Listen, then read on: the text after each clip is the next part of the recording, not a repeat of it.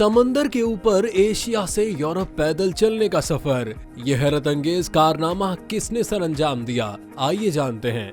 पैदल, गाड़ी या हवाई सफर करने के बारे में तो आपने सुना ही होगा, लेकिन समंदर के ऊपर वो भी इतनी बुलंदी पर पैदल चलने का ये कारनामा पहली बार सरअंजाम दिया है एक 32 साला मुहिमजू स्टोनन एथलीट ने।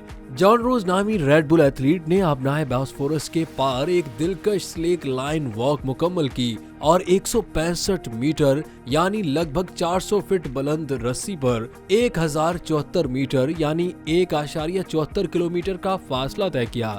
यही नहीं, जॉन रोज इटली की आबनाई मेसीना को पैदल उबूर करने वाले पहले शख्स हैं, जहां उन्होंने नाकाबिले यकीन हद तक 3646 मीटर का फासला तय किया।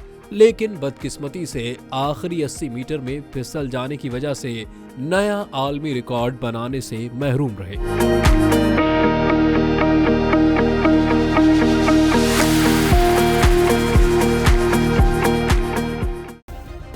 सब्सक्राइब करें और बेल दबाएं ताकि कोई खबर रह न जाए।